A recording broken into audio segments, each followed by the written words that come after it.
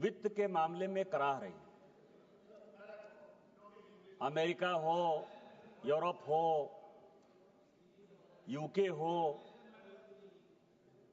पूरे दुनिया की इकोनॉमी हिली हुई है।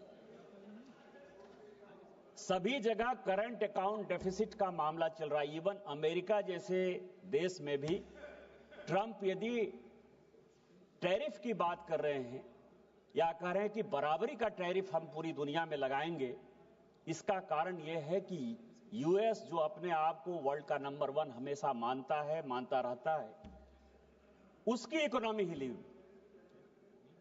लेकिन पूरी दुनिया भारत की तरफ देख रही है, चाहे आईएमएफ का रिपोर्ट हो, चाहे वर्ल्ड बैंक का रिपोर्ट हो,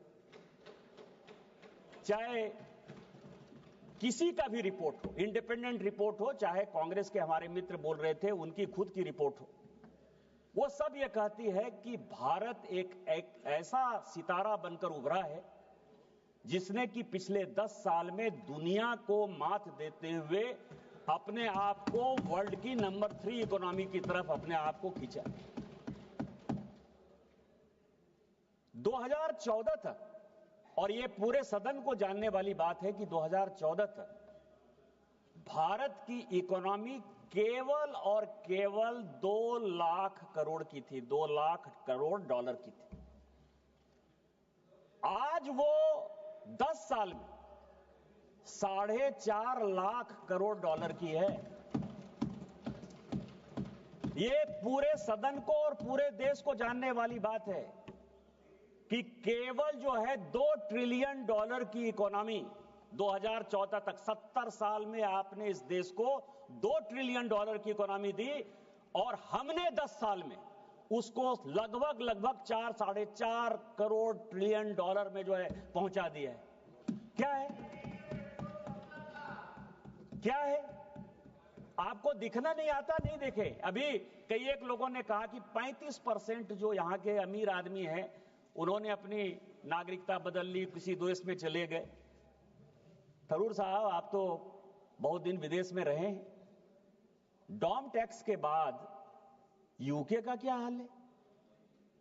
50% लोगों ने, अमीर लोगों ने वहां का जो है नागरिकता छोड़ा है।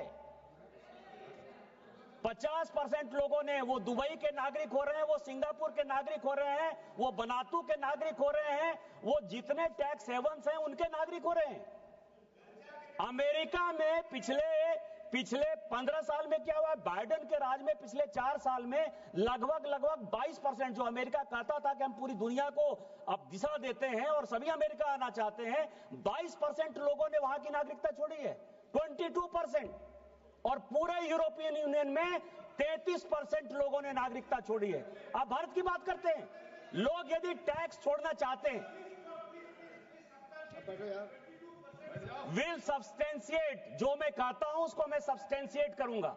I know the rule and will substantiate it, so don't worry. ये जो है, ये जादूगर का बजट नहीं है, ये मजदूर का बजट है। हम मजदूरी कर रहे हैं। माननीय प्रधानमंत्री जी, पिछले 10 साल से जो, इसीलिए आपने जो कहा कि ये जादूगरी का बजट है, ये जादूगरी का नहीं, ये मजदूरी का बजट है। और जो आप लोग कहते हैं ना, कांग्रेस का क्या है सिद्धांत? कांग्रेस का सिद्धांत है सुखार्थिनो कुतो विद्या नास्ति विद्यार्थिना सुख। जो सुखी आदमी हैं, जो इनको हरा हरा चीज दिखाई देता है, उनको कभी विद्या नहीं होती। आप लोगों को कभी ज्ञान नहीं होगा, मुझे लगता है, क्योंकि आपको मोदी का विरोध करना है। एक पॉइंट एजेंडा है कि सरकार की सभी चीजों का आपको विरोध करना है, और उस विरोध में आपको कोई चीज अच्छा नहीं दिखाई देगा। मैं आपको बता रहा हूं, जब हमारी सरकार बनी 2014 में, टैक्स जीडीपी रेशियो क्या था? टैक्स को आप यदि कैलकुलेट करते हैं पूरी दुनिया में या देश में, तो सबसे पहला होता है कि टैक्स जीडीपी क्या था। टैक्स जीडीपी मैं बताता हूं कि 2009 में टैक्स जीडीपी रेशियो था 6.8। 2010 में यह चला गया 6.7। 2010 में यह 2011 में चला गया 6.6। 2012 में चला गया 6.5। जब हमने चार्ज लिया, टैक्स जीडीपी रेशियो 6.5 था। क्यों? वाजिद अली का सामगाना था, लखनऊ विलासिता के रंग में डूबा हुआ था, सारे के सारे करप्शन जो है भरे पड़े थे, किसी के ऊपर जो है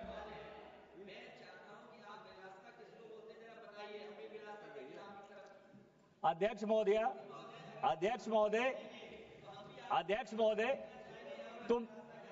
मैंने तो एक कहानी का जिक्र किया।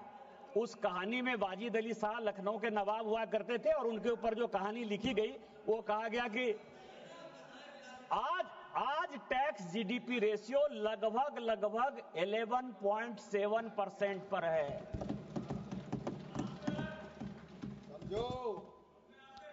मध्यम वर्ग को 12 लाख का जो सैलरीड क्लास है उसको 12 लाख और उसके एग्जेम्पशन को यदि जोड़ लें तो लगभग 13 लाख का जो है हमने फायदा पहुंचाया है। और सारे परेशानी की जड़ इस पूरे बजट में, पिछली बार मैंने बजट का भी भाषण सुना और अभी भी मैंने फाइनेंस बिल पर भाषण सुना, वही बोन ऑफ कंटेंशन है।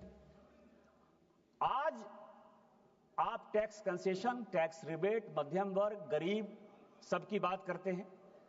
कभी आपने देखा कि आपके जमाने में क्या हुआ? मैं कई एक बजट स्पीच लेकर आ रहा हूं। मैंने सोचा कि 10-10 साल के अंतराल पर जो इस देश में बजट स्पीच हुए हैं उनको जरा अध्ययन किया जाए।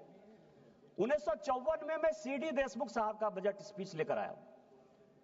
उन्होंने कहा कि हमने एक एग्रीमेंट किया है वर्ल्ड के साथ कि 86.7% से ज्यादा जो है इनकम टैक्स हम लोगों के ऊपर नहीं दे सकते हैं, इसलिए 40,000 से ऊपर, यह सबको जानने वाली बात है कि 40,000 से ऊपर जिन लोगों को टैक्स लगता है उनको हम 92.5% टैक्स ब्रैकेट में रखते हैं। इस देश में 92.5% टैक्स था 1954 में, 92.5%। 1964 का बजट स्पीच लेकर आ रहा हूं मोरारजी भाई का। 1964 इनकम टैक्स कितना था? 50,000 से ऊपर लोगों को लगभग 94%। और फिर मैं 1973 का श्रीमती इंदिरा गांधी जी का बजट स्पीच लेकर आया हूं 1973 में। वो कह रही है कि 94% से कम में काम नहीं चलेगा। और फिर मैं बीपी सिंह साहब का बजट स्पीच लेकर आया हूं राजीव गांधी जी के समय 86 में, 62.7%। आपने क्या किया गरीबों के साथ, मिडिल क्लास के साथ? बताओ। हम क्या कर रहे हैं?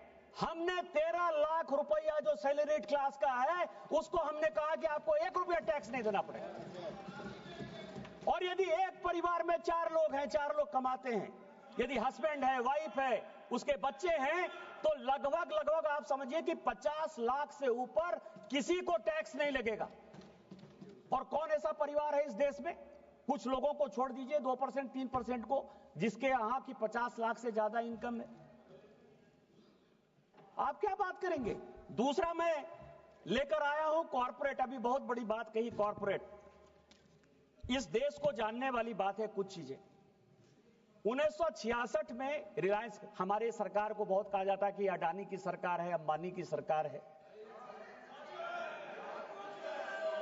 जब अपोजिशन में, जब कांग्रेस इधर थी, जब कांग्रेस थी तो हम भी कहते थे कि ये टाटा की सरकार है, बिरला की सरकार है। इस देश में जानने वाली बात है कि 1966 में रिलायंस इंडस्ट्री आई 66 में, और 98 तक मैं ऑन रिकॉर्ड ये बात कर रहा हूं मिस्टर कार्ति चिदंबरम, 98 तक रिलायंस इंडस्ट्री 1 रुपया टैक्स नहीं देती थी इस देश में। ऑन रिकॉर्ड कर रहा हूं मैं। 87 में उनको परेशान करने के लिए माननीय Rajiv Gandhi ji minimum alternative tax mat लगाया 1987 में, और 88 में उसका इंप्लीमेंटेशन रोक दिया। 88 में बेनामी ट्रांजैक्शन एक्ट लाया राजीव गांधी जी ने, 88 में। इस देश को जानने वाली बात है, बेनामी ट्रांजैक्शन